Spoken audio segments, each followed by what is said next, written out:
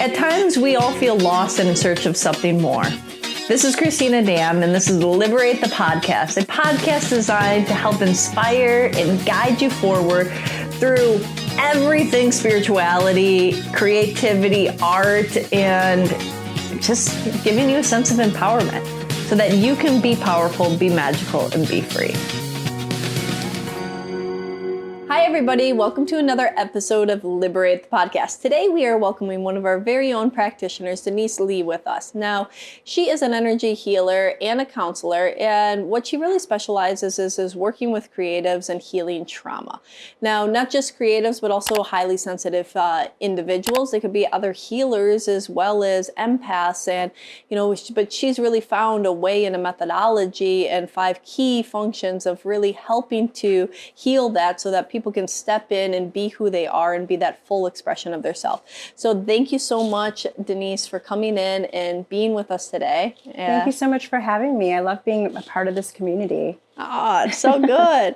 Now, I know that when we talk about trauma, there's so much that fits into that bucket, and that can be from, what people might perceive as very traumatic events to also just having this shock to the system. And we're going to get into a little bit about what you mean in the different layers of trauma in a minute, but I would love people to know a little bit more about you. Yes. So as you beautifully stated, I am a counselor, an energy healer, and also a creative. And I work with highly sensitive creatives to heal and thrive, unblock from their traumas, and we'll kind of get to it, but, like a lot of the little T's as well, the little things that add up, maybe perhaps growing up in neglect or, things like that. And also I'm really, really connected to supporting people who feel that they really want to connect with their purpose and be in the world with their purpose. And somehow they just feel really stuck. And I just feel like such a passion and calling to serve those people, whether they fit in that highly sensitive, creative, empath, healer category or not. Awesome. Yeah. And, that drives my next question is, everybody has a story of how they become. And, we're often drawn into different fields as a result of maybe some experiences that we went through. Yeah. And so, if I can be so bold, was there some trauma that you were uncovering, and, what caused you to say, hey, let me step into this field? Okay. So, yes. So just to kind of, what comes to mind is the whole wounded healer archetype. Carl Jung talked about it's the wounded physician who heals. And I really do believe that, because the wounded physician, having gone through the trauma and having experienced it and moved to the other side, you have that inner blueprint of knowing what that's like. And so when you sit with someone who's maybe, and by the way, like I'm constantly going through this, my own healing journey, but when you sit with another person who's maybe beginning their healing journey or somewhere in the forest, it resonates with that inner blueprint. And so I have that empathy. And so I think, long story short, I do resonate with that wounded healer archetype. And, so just, I won't go into too much detail around it, but yeah, I did grow up in alcoholism, a family that was, affected by alcoholism and mental illness. And I had no idea that I had trauma. I was, and I was a seeker all of my life. And I just knew that somehow something didn't feel right, and that led me on a search, a lifelong search. It started very young. And I came across consciousness groups and 12-step fellowships. I'm not, I was affected by people who drank, but it does affect you even if you aren't an, alcoholic per se. But, and I did all this inner work and inner journey, and, my life got better, and I became happier and brighter and all of that. And still there were some ways that I felt like I'm not fully living my full self. There are some places that are blind spots. And it wasn't until I came across, after maybe 20 years into my healing journey. It takes time, people. It takes time. So this is a long story. I'm going to try to. No. Okay. It's okay. Yeah. So it was in, my 12-step recovery. They do this inventory and you do your inner work. And I've just always just fearless and just want to do the work. And I'm not afraid to look at it. And in doing that work, the trauma came up and I had no idea that I had trauma. Like it came up and I was shocked. I was like, what is this? I did all of my work. I and so it just kind of came up in my body as this old grief and rage. And I had no idea where it was coming from. And after that, I went through this period of having a devastating loss of energy. And so I could just go to work and come home and I would literally be horizontal. I barely had a social life and it was really painful. So I prayed to spirit, I am a seeker and I've done all the 12 steps and all of these things. And what is this? Show me. That was a very, difficult, what do they say? The Dark night of the soul. Yes, it was that. And it led me to, working with different holistic practitioners, people who did muscle testing, chiropractors, because I went to all the doctors and they said, you're fine, you're fine. Your blood tests look good. You're fine. But I didn't feel fine. And so I came across all these people and I got better. I did many ayahuasca ceremonies. I got better. But then one day I got an email from a friend of mine who, she was a classmate of mine, and she said, oh, guess what? I'm an energy healer. And everything in me, like, I remember sitting on the couch, because those days I was laying on the couch a lot because I just had no energy and I didn't understand what was happening. And I saw that email and I just perked up, like everything in me just, I got goosebumps. And that was the start of my energy healing journey. Wow.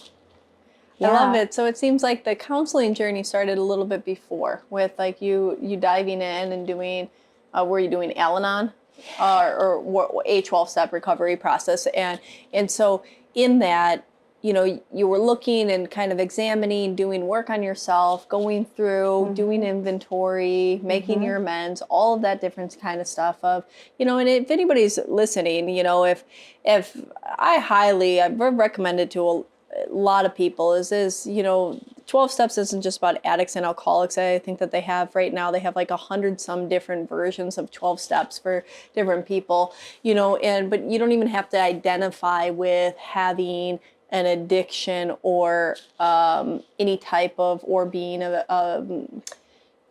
sex and love or Al-Anon as a friend or family member that has. It's just about, it's a process of really taking a moment to do inventory of your life and to reflect and to look. So yeah. I think it's a great program, and that the reason why it's reiterated in, 100 plus different versions of it from its original just alcoholics is because it does work for different purposes. But so you did that and you have, and you go through all of this process, you do this reflection, and then you dove deeper. You said, okay, let me go and drink some ayahuasca, get some visions, do some other stuff. I'm sure there was lots of journaling and exercises. You said you went through all these healers and things. And that's what oftentimes, for those people that are listening, that's, it's a process, it's maybe like years of being damaged, but it's also like, it's not just about healing, it's about expanding, right? And so, a lot of it, it's not like you don't go to the gym just to lose weight. You also grow, or you go there to grow muscle, to become stronger, to become fitter, to become faster, to become more flexible, whatever that is. But the loss of something is just one byproduct. The gain of something is far more greater in so many ways, right? Yeah. And so for those that are listening, I mean, I know that sometimes you might be hearing this or hearing Denice's story and saying, years, I have to go through this. It's like, but you're not going through years of that. There's a shedding and then there's a growing. There's this evolution of spiritual development, of awareness of self, of expansion of consciousness, right? Yeah. And so, and then, you were going through all of this, and this might be for some people, you try different things, and I guarantee all the different things that you were trying were having an effect, but sometimes it's about finding that one thing that clicks for you in that moment, or is that gateway, right? Yeah. You could be deficient on a certain, doing health regimens and protocols and be deficient on something. And then you finally realize, oh, you know what? I needed potassium, and you have potassium and suddenly everything changes, but you were working on things other than that. Absolutely. And so, but energy work. So you get this email and there's this calling, Mm-hmm. you know? Mm-hmm. And at this point, awareness to it. So what did you do? Did you book a session with your friend? Did you end up contacting them? What happened next? Before I answer that question, I want to also backtrack to the listeners who are thinking, oh my God, years and years. And to them, I want to say, the process of going to yoga it's an ongoing process. So for me, the healing journey it never ends because we are unlimited and the amount that we can expand never ends. And we are humans living on this earth and things are constantly happening. And sometimes feeling sad, feeling angry, feeling fear, all those things are a part of life. And for me to have a practice to be able to clear it as I go is a lifelong process. So I just want to also mention that to our listeners as well. Yeah, lifelong process. I mean, we'll think about since I've been doing some health metaphors for whatever reason, but your liver is constantly filtering. Yeah. It doesn't just stop being a liver and say, oh, Right. well, I don't need to filter anything anymore. Every time you're eating stuff, every time you're breathing air, every time we're walking around in this chemically filled world. And unfortunately, the world has become ever so toxic. Mm-hmm. So, to do the detox every so often aren't just this maintenance thing. They're like mandatory, right? Yeah. And the same thing for when you're going through, and if you're looking at that like us as a vessel going through these experiences of life, and being that life has sped up so exponentially, it's like our environment has gotten dirtier, so our liver needs to work harder to detoxify our system, right? Yep. But our life has been becoming busier, more chaotic, more extreme. So we need more of an understanding of how to continue to, move forward, right? Yes. To have the right principles, the right support team, the right mechanisms so that we can continue to thrive. Yes. And if I can just piggyback on that thought, it's that whole idea of, pause, slow down in order to speed up. Mm-hmm. Because I always want to go faster, because I always want everything to have been done yesterday. Mm-hmm. And when I do, I burn out, right? And so we're living in, 2022, we have these full lives. And if I don't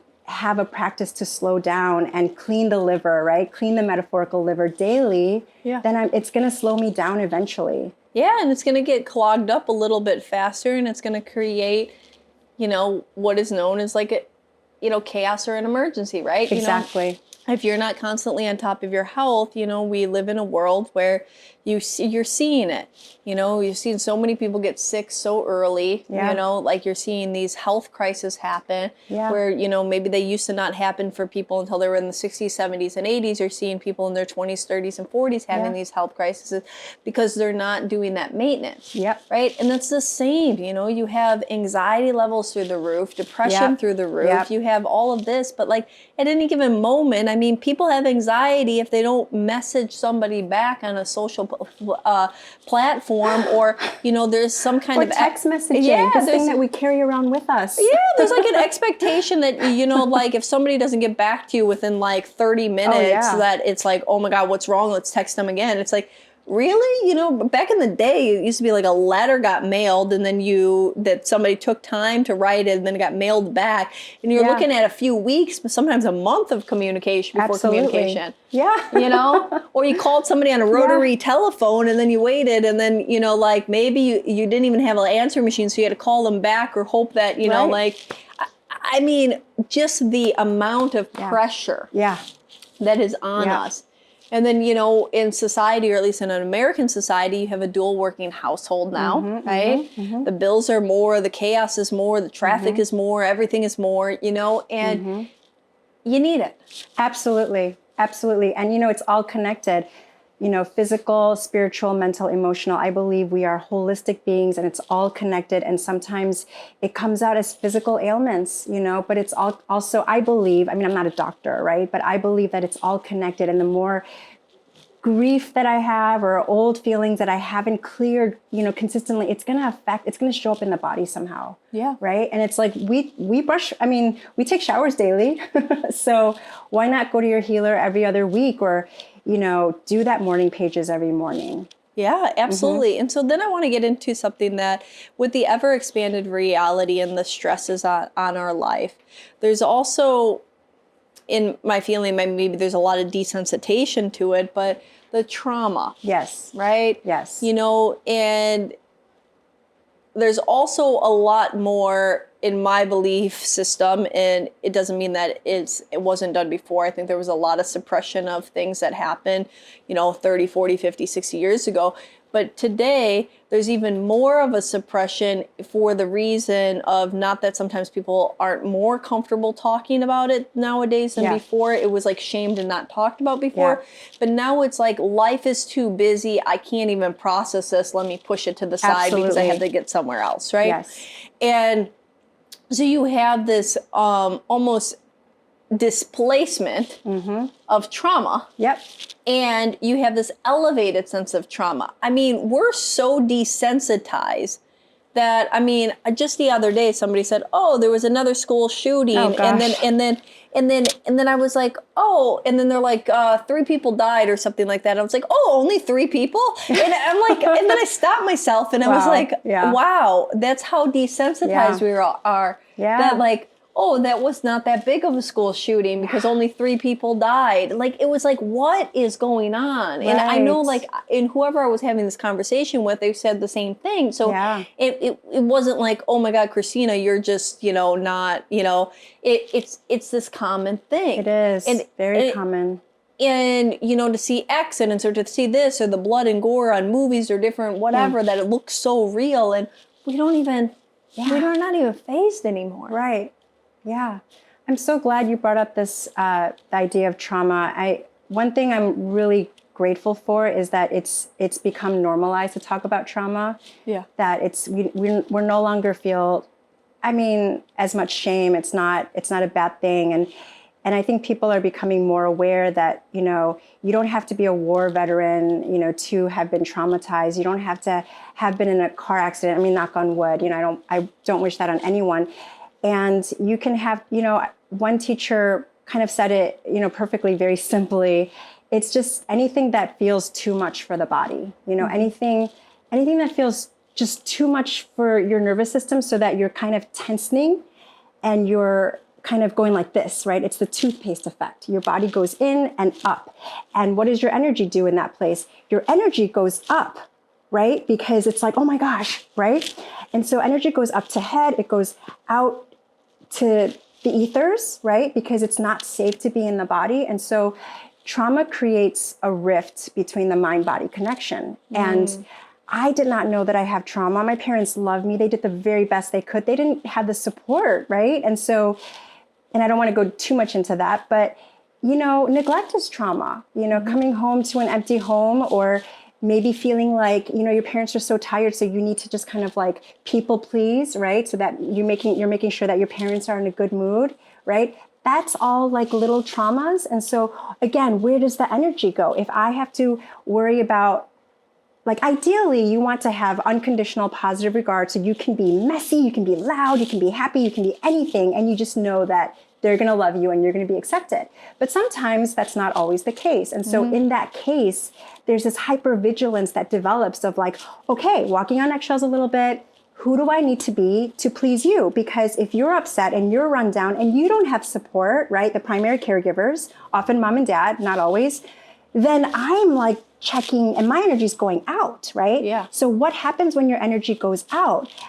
You abandon self. Yeah. Right. And so if you habitually practice this over and over and over again, you're getting good at people pleasing. You're creating those grooves in the nervous system where you're saying, oh my God, I'm not safe. And so I have to make sure that everyone is okay. And who do I need to be to please you? Right. To survive, essentially. And so then what happens is that, again, energy is out and we become disconnected from our bodies. Yeah. And I really want to say this because I'm so passionate about this, because I see so much rift in the connection, even if people grew up in safe households and in loving homes, like somehow there is a disconnection in some way. And so much of the healing happens in restoring that connection. And go ahead. No, so like just to backtrack for a moment for everybody that's listening, to summarize, When you're talking about trauma, now it can be big trauma that people perceive as trauma, rape, molestation, Yep. scene of murders or wounds or those kind of things and that, but it can also be smaller things. And so basically the nuts and bolts of the definition of trauma for the purpose of this podcast and what you're looking at is this moment in time when your body and mind disconnect from their self. Yes. And in that form of disconnection, because of the outside world or stimulus, it could be something to do with the internals too, but because of that separation, because of that impact of that experience, there becomes a separation. Yes. And so that can be something small and minute that happens repeatedly, like maybe something that you're explaining that maybe you personally went through is these, maybe it wasn't this big, like, hey, this one thing haunts me and it's just a traumatic event, but it was just so frequently doing that people pleasing and saying, what are your needs? My needs don't matter. Right. Let's disconnect from thyself. Right? Yeah. Okay. So just so we have a good, like, working, dynamic, because that was one of the things I wanted to kind of go over. And so So that would be developmental trauma. Okay. Yeah. Just to kind of put a word on it. Yeah. Okay. So and they're both, go ahead. Mm-hmm. Yeah, no. So developmental trauma or that, but when we're looking at this as separation from mind and body.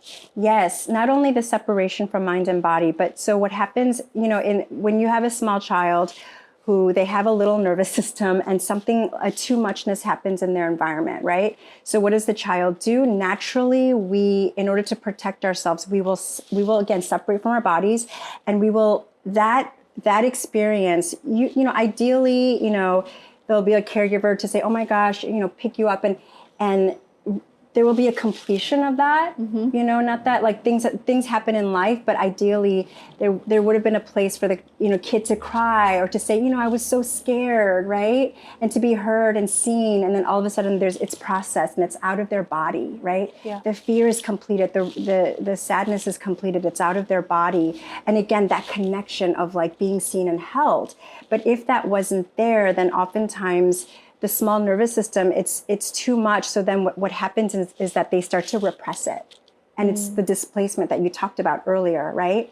So it can happen with big ones and it can happen with little ones. And so little traumas, big traumas. And so you start to keep displacing it because like, I'm not going to feel this because it's literally too much for the small nervous system to experience because it can shatter you.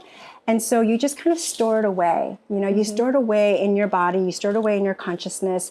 And so all of your life force goes into suppressing it, right? And then, some of the energy goes, it's okay, that was, and then you put a healthy dose of denial to say, that was fine, I'm fine, right? And then we kind of go into our minds because the body stores the trauma. And so that's a dangerous territory for someone who's experienced traumas, whether they're little T's or big T's. And so they just kind of live in their heads or they kind of go out. And that's where disassociation happens, right? Spacing out and living in your head. You enjoying this so far? Did you forget to subscribe?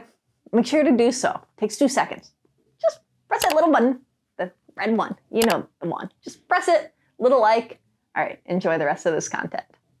And so what do you do to really work towards helping people? I know that you found that there's 5 keys that you kind of deal with. And so what are those? Oh, yeah. I say the 5 keys because it's just kind of easier to break it down. But before I go into the 5 keys, it's in the restoration of, it's in repairing that disconnect. And it really boils down to becoming the safe person as the healer, becoming the safe person and creating that safe space for my people, right? Or clients, but I like to call them my people, to be able to relax enough and feel safe enough to then feel the stuff. Because we don't even, we're not going to feel it if we don't feel safe. And oftentimes, when there's another person, oh my gosh, like you see me and I actually feel this and I can let it out, right? So it really boils down to that. But if I were to really boil it down, it would be feeling your feelings. And that's actually very, very simple, but often very difficult to do. So I support my clients, my people I teach them how to feel their feelings. And it sounds crazy because it sounds like such a simple thing. And yet when people have trauma, it's actually very complicated, right? Well, yeah, because, if you're separating, it's not been okay because if your nervous system was so overwhelmed by it and you didn't feel that you could process that or deal with that overwhelm, right? Right. And so then there becomes avoidance, or like you said, everybody then they live in their head, or there's defense mechanisms that occur, right? Yeah. Maybe constant distractions or disassociation or whatever the case may be. And then on the bigger levels, then that can start to form into different type of psychological disorders, right? Yeah. So the way it would look like, if someone were to come and work with me, the way it would look like is that, we would establish safety and trust, and for their nervous system to start to kind of relax. And from that place, we would give them tools of, okay, so let's start by talking and just counseling, because that in itself is so valid, because you start to create a coherent narrative. Like, oh, this happened, and so that's why this is happening. And it might take a while to, start to drop down into the body. And when they're ready, then it's so exciting, because I find that when we do this next level of really starting to drop down into the body is when the deep and lasting transformation occurs. So I'll start to say, okay, well, let's, bring in your inner observer, right? Your resilience. Let's bring in support of the earth. Let's bring in, ancestors and guides, if that helps you. And I'm here too, right? And so we kind of start to then explore as they're talking about an issue, or, as they're talking about the presenting problem, we'll say, okay, well, where is that in your body, right? And that's kind of where the energy work comes in, and I guide them. So where is it in your body? Oh, it may be, I feel something in my gut, or I feel something in my heart. Okay, great. So describe what that might feel like. Is there a shape to it? Is there a weight? Where is it in your body? Is there a texture? Is there a color? And what I'm doing is I am supporting them to safely tune in to those wounds in their body. Again, in a very, very safe way, so that they feel in charge and this thing is not in charge of them, right? And then often what happens is that as they start to explore, there's a great big release, and sometimes it's like I kind of work intuitively with people through guided meditation or moving their body. And then we kind of move or support them to really let it up and out. And when I see those cathartic releases, or even like shedding small tears, or even just saying, I'm angry, and I've never allowed myself to say I'm angry, I experience miraculous shifts. And when all of that starts to clear, then, and here's the expansion piece, you start to feel yourself. You start to feel your essence, your joy, because I believe in essence, we are light. Yeah. Yeah, so it's like you give them this safe space to be able to feel. And for most of people, there's so much disassociation going on that they're not aware. And, I believe most people spend 90+% of their time in this aspect of their body, in their mind, and then their thoughts. And you can even say, how do you feel about that? And people think about how they feel. They don't actually allow themselves to feel. Yeah. And so it's a thought-provoked response, not an actual feeling. Yes. And so you bring them into that awareness into their body. And by being aware of the body, it actually allows them to feel the authentic feeling. Yes. And I want to just kind of add to that. And I'm so glad that you said most people live 90% here. And that was myself. There's no shame or blame to or judgment to any of our listeners, because it's hard sometimes being human. But oftentimes what I see people, they often say, oh, I've done years and years of therapy, but why is it that I know I am attracting the same unavailable person, for example, but I know all of this and yet I still attract them, right? And so that's where we can start to go into the body territory, because we have to change the wiring in our body.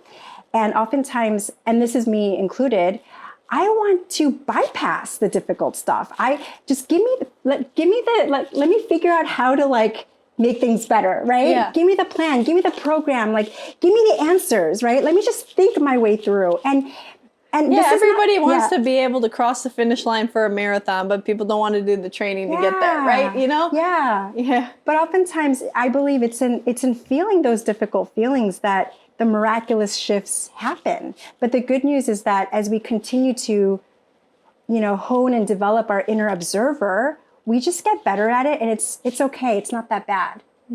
It's just. And the shifts are so worth it. The freedom that you get on the other side is so worth it that it becomes like, okay, bring it on. Because after this, I do feel more rainbow joy. I do. And it's like, because you can feel yourself more, and so you're allowing yourself. That's the beauty of it. It's like, yes, you have to feel, and sometimes you have these cathartic releases, or like you feel anger, you feel frustration, or you want to cry uncontrollably, but like, you're okay. Exactly. You feel those feelings, and then you make room to feel your other feelings, because emotions are like there's a spectrum to the emotional scale, right? Yeah. It kind of works like a Pac-Man. Right? And so, I love that. What do antidepressants do? They take away this, but they take away that, right? Yeah. And what do you do if you're living in disassociation? You're taking away this, but you're taking away that. Yes. And so you're shrinking your emotional spectrum of what you're capable of feeling. But the moment you start to go down here and start to be okay and access this, you're giving yourself permission to go up here. Yeah. Because there's a duality to it. Yes. There's an equal and opposite reaction that happens. Absolutely. It's beautiful. Yeah, you just become more alive and you just feel yourself. And by the way, for our listeners, it's not always tsunamis. I mean, sometimes it's like I just feel a little bombed. You know what I mean? It can be like that, and it's like, but as long as I have an inner observer, it doesn't always have to be a tsunami. Sorry. No. Like, as I'm just like, this work can happen. You can do it anywhere. It's like free. It's in you. So it's like, even as I'm standing in line at the grocery store, I can just kind of be present with, I'm a little bummed, but I'm not so in it if I can notice it and just be present with it. And if I allow myself to ride the waves of it. So I really teach my people to ride the waves of it. And it's so amazing because clients start to then do it on their own. And they say to me, oh my gosh, Denice, I just laid on my couch and I put one hand on my heart, one on my belly, and I just rode the waves of this thing that it triggered me. And then all of a sudden, I came out on the other side and everything shifted. And it's like, you're doing it on your own. That's amazing. And I've seen miracles happen of when you do the inside clearing, your outside life starts to really shift. And it's been such a joy to witness people who are willing to do the work, and they do it, and I just see them just blossom. Absolutely. And the inside is that direct key to the outside. Yeah. I'm sure for anybody that's listening, if you've ever done a meditation, I'm sure most people that are tuning into our channel and listening to this podcast, you've done some form of spiritual diving in, and like meditation's a good example of that. Yeah. You do a meditation, you're clearing your inside, you're becoming still. And what's the one thing anybody will say is they feel like the outside got quieter, right? Yes, yes. And so that's like a direct representation of what you're just talking about. Yes. Like the inside changed and the outside experience felt different. It felt more peaceful, brighter, calmer, whatever those adjectives are. But it's because you stirred out and got rid of the clutter on the inside. Yeah, absolutely. And I must address the 5 essential keys because, just really quick, they're all very simple. And I kind of like to think about it as kind of associated with each chakra. So, sometimes creatives come to me and the presenting complaint is, I want to do my art. I love it more than anything. And yet I feel overwhelmed. I feel anxious. I feel scattered. I feel my internal critic is stopping me. I'm not good enough. They have imposter syndrome or self-worth, or I don't have enough support, all these things, right? And so the 5 essential keys, really, it's not rocket science. It's very simple, but often difficult. The first essential key is associated with the first chakra, right? Okay. Because, the first essential key is really getting grounded into your body and into the earth. So again, that whole thing of repairing, restoring the mind-body connection. And we do that by continually sensing the body. Because sometimes it's so busy here that we get stuck here. So it's like, okay, like training ourselves to sense and tune into our hearts and our bellies, and like also like connect to the earth. Second essential key is associated with the second chakra. When you feel, you heal. So again, very simple, but not always easy. And having the willingness to feel clears, like we talked about. And essential key number 3 is associated with our solar plexus, our third chakra, which is taking small, consistent steps, right? For some, it's really easy. For some, it's not that easy. And just the practice of doing it. The 4th essential key and the 5th essential key are associated with the heart, boundaries, like establishing firm boundaries so that I'm not overgiving, right? I'm not overgiving where I'm depleted and then I have no energy to give to my art, but to say, no, this is so important to me. Let me give to myself first. And then from that place, give to others from a place of overflowing. And the 5th essential key is relationships, connection. That is everything, right? Because my teacher always says the healing happens in the we, right? Yeah. Anyway, this is a whole other thing I can go off that. So I won't go into that, but so much can happen in connection. We heal through connection. We can create and collaborate through connection. That connection is key, giving and receiving consistent support around your creativity and art. Oh, I love that. Oh, it's so good. And I love how you correlated it with the different chakras. Yeah. Right? Yeah. And they're rainbow colors, just like this like rainbow color that you have in Liberate, right? Oh, it's amazing. And you know, when you're working with people and you're taking them through these keys and they're having these transformations, you know, what are some of the, I mean, you gave a little bit of example of some of the things that people can expect, right? You gave like, you know, the cathartic releases, the maybe experiencing emotions or that. But as a result, you know, what are some of the biggest shifts and the benefits that people have on the outside after? Yeah. So one is a filmmaker and writer who came to me and she was stuck. And, you know, she had, I won't go into too much detail, but she was in a place of overwhelm and not really working on her art. And I was so inspired by her because she was so willing to do the work. And I see her exploding. I mean, she's working with, you know, writers who are associated with Pixar. She's creating her own films. She's out there in the world, and it's such a joy to see.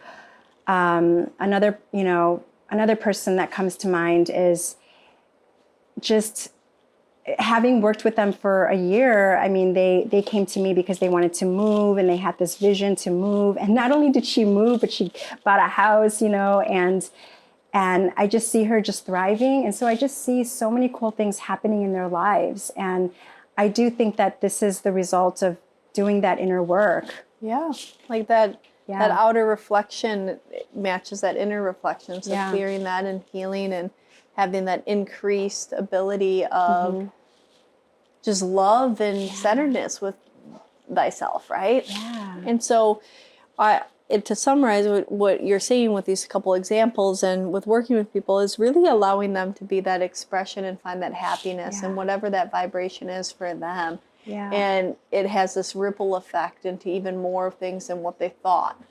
Yeah. And you know what's really coming to my mind is I think with all of the people that I work with in doing this kind of work, what I witness is they start to really tune into their own inner wisdom. Because so many times they come and they are confused or they want me to fix them or whatever. And I always remind them, you have everything within you. I mean, you have the inner healer within. I'm here to support you back to your body, to support you back to your heart, to support you back to your gut. And when you can tune into that, then you'll know. So they get that. They get that, oh my gosh, like I have an inner compass within me that there's just all this thing there's things that's in the way. Life is in the way. And if I can just tune into my own inner compass, then I'll know, then I'll be guided to my purpose. Yes. I love that. Yeah. It's that ability to step into who you truly are. Yes. And through the vibration of that, you know, and it's that it doesn't mean that overnight and they need to suddenly know their purpose, it's at least those steps and that guidance too, and that new sense of authenticity. Yeah, and sometimes it takes a while. Sometimes I find the universe doesn't show it to me all at once, but the universe shows me the next step, right? Yeah, and sometimes the next people have breadcrumb. Sometimes people have different, levels of purpose at different times too, right? And they step into different parts, just like we're always forever changing. Yeah. Right? Yeah. So beautiful, beautiful, beautiful, beautiful. And how can people find you besides here at Liberate? Social handles, other information, website, all that fun stuff.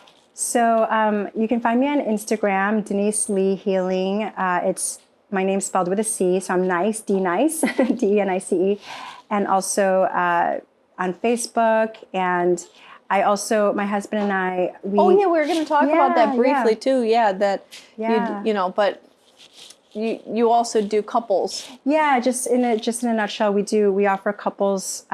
We're a couple, and we couples coaching other couples, and you can find us at howtorelationship.com. It's the digit 2, and I'm here every Thursdays, 3 to 8, and I also teach class here Saturday mornings, 10:15 to 11:15. I teach energy work class if you want to learn to tune into your own core, your own body. I love it. Thank you. Thank you. It's been a pleasure. I hope people got some great things out of this and understanding the keys. And if you've had some ever kind of inkling of there's some stuff that might be bottled up inside of you that you're ready to make some changes on, definitely come check out Denise's class, or do a session, do some work on yourself, or jump in and even go and start working some steps or doing other things that you can do, because it's time to start living your authentic self.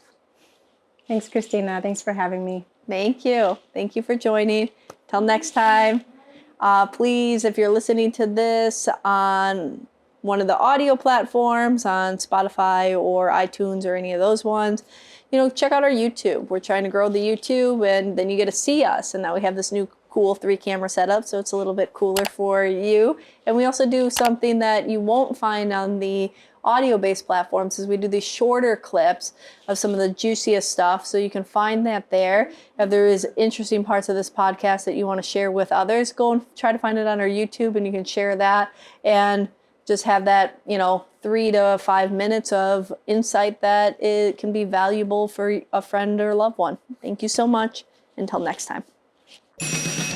Thanks for joining us. If you enjoyed this conversation, please like it, subscribe, and share it with your friends. If you want to hear more about what we have going on and happening online or in the neighborhood, check out liberateyourself.com and sign up for our mailing list.